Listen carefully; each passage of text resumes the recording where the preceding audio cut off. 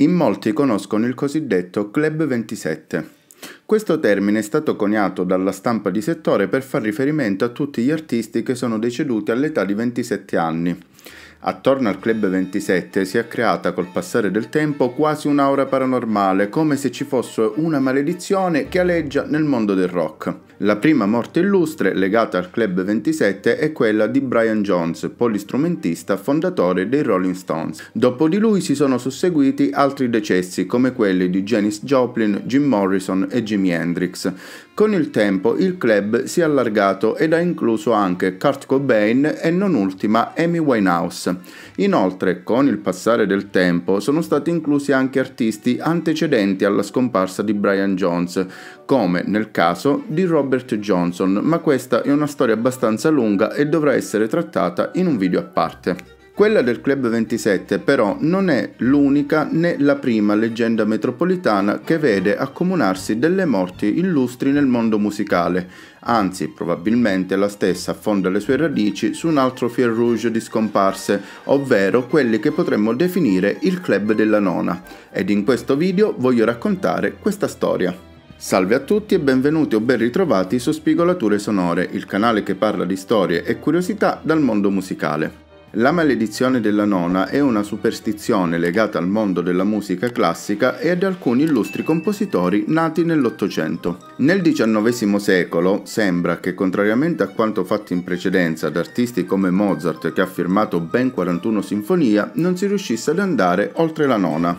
In un suo saggio Schoenberg, commentando la maledizione della nona sinfonia, scrisse che è come se con la nona ci fosse un limite. Quelli che hanno scritto la nona sinfonia sono arrivati troppo vicini all'aldilà. Il tutto ebbe inizio con Beethoven, il quale il 7 maggio del 1824 presso il teatro Porta Carinzia di Vienna va in scena con la prima della sua nona sinfonia. L'opera, è inutile dirlo, è monumentale. Oggigiorno le parole genio e capolavoro alle volte si usano con facilità, ma in questo caso non penso di incorrere in critica o smentita alcuna dicendo che la nona sinfonia è un capolavoro assoluto della musica, scritto da uno dei più grandi geni musicali che l'umanità abbia mai visto.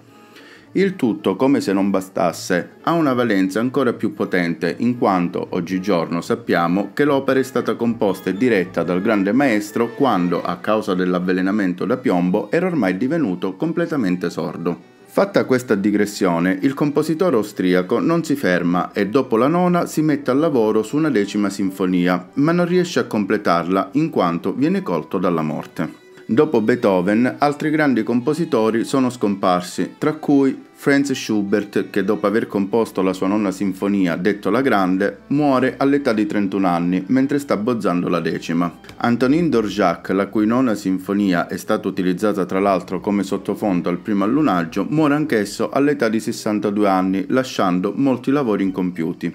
Anche il compositore Anton Bruckner non riesce a superare il limite della nona sinfonia. Lui, che profeticamente era nato nel 1824, ovvero l'anno in cui la nona di Beethoven veniva eseguita per la prima volta e il momento in cui tutta questa maledizione è iniziata, muore colto da un malore mentre al pianoforte sta ultimando la sua nona sinfonia.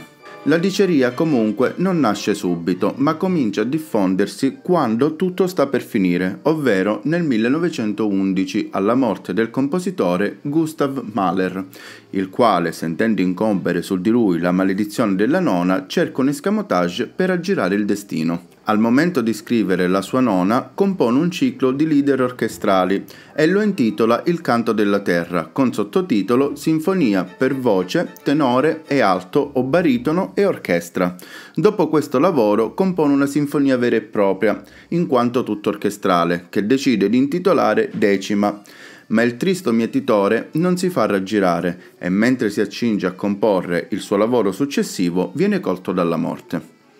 Durante il Novecento la maledizione scema via via fino a scomparire, ma per circa un secolo sembra proprio che la nona sia stato un limite invalicabile, come se, tornando alle parole di Schoenberg, attraverso la 10ª ci venisse comunicato qualcosa che non siamo ancora pronti a conoscere. Tornando alla 10ª sinfonia di Beethoven, essa ha penetrato l'immaginario collettivo, a tal punto che il gruppo metal Symphony X ha dedicato il suo nome al compositore e a questa maledizione.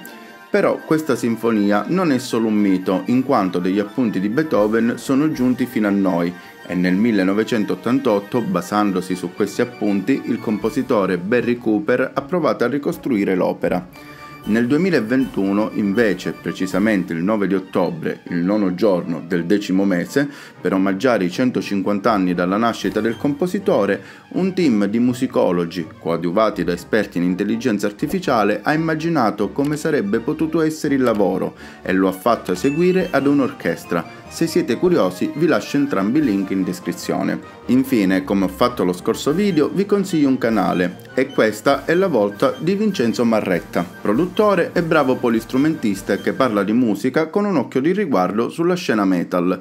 A mio avviso è un canale da non perdere, in quanto Vincenzo sta lavorando, anche attraverso video live, a creare una community di appassionati che possa trovare sul suo canale un luogo di ritrovo. Interessanti anche le prove degli strumenti, e da non perdere il video in cui esegue alla batteria, da bendato, Master of Puppets dei Metallica. Anche in questo caso lascio il video in descrizione. Con questo chiudo, spero che questo video vi sia piaciuto e vi aspetto alla prossima con altre spigolature sonore.